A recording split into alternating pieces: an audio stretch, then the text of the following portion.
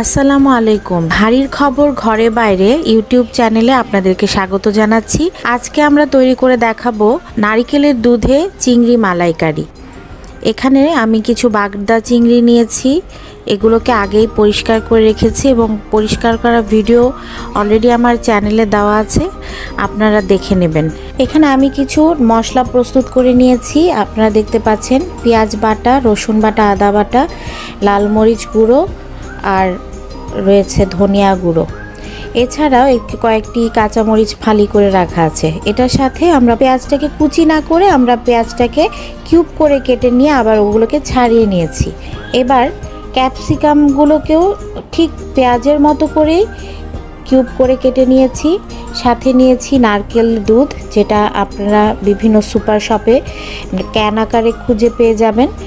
রান্নার প্রস্তুতি শুরু করতে যাচ্ছি। এখানে বাগদা চিংড়িগুলোকে আমি অল্প একটু আদা রসুন এবং পেঁয়াজ বাটার সাথে একটু শুকনো মরিচের গুঁড়ো, সামান্য একটু লবণের সাথে মাখিয়ে ম্যারিনেট করে নিচ্ছি।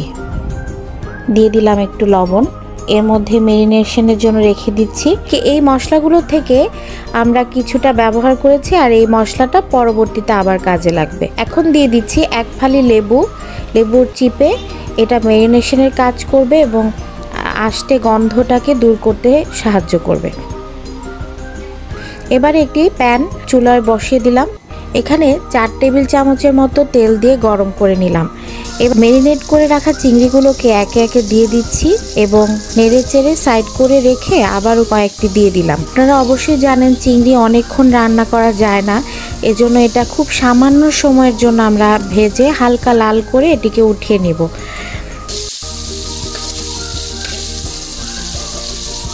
এবার দিয়ে দিচ্ছি সেই কিউব করে রাখা পেঁয়াজগুলোকে ভাজতে ভাজতে আমার আরেকটু রান্নার তেলের প্রয়োজন হলো, সয়াবিন তেল, এটি আমরা আরেকটু দিয়ে দিলাম।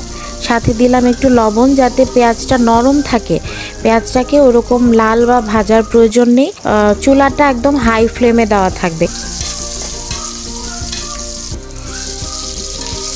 এবার আমি দিয়ে দিয়েছি কিউব করে রাখা ক্যাপসিকামগুলো।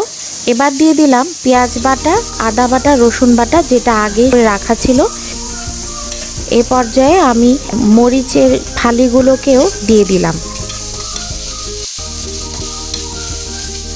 এখন আমি সামান্য একটু পানি অ্যাড করে দেব, যেন মশলাটা পুড়ে না যায়।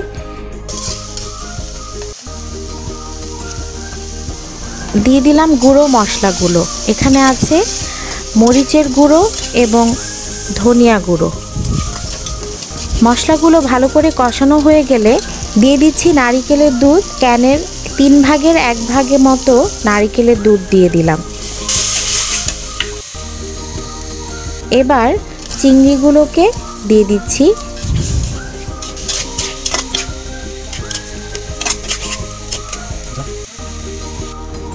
সামান্য একটু পানি অ্যাড করে দিলাম।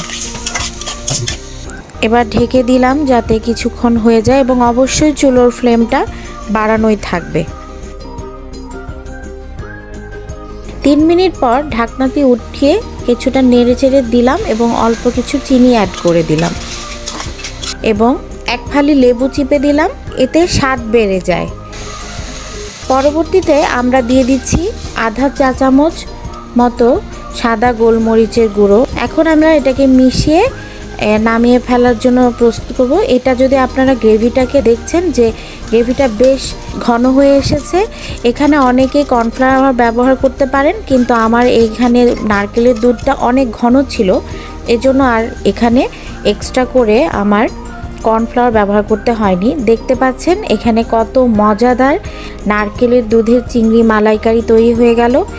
এবার আপনি হাঁড়ি থেকে তুলে নেওয়ার সময় ধনেপাতা পছন্দ থাকে তাহলে সেটি দিয়ে পরিবেশন করতে পারেন। এই যে তৈরি হয়ে গেল আমার মজার নারকেলের দুধ দিয়ে চিংড়ি মালাইকারি। আপনাদের পছন্দ হলে ভিডিওটি লাইক কমেন্ট করবেন এবং অবশ্যই চ্যানেলটিকে সাবস্ক্রাইব করতে ভুলবেন না। ধন্যবাদ সবাইকে।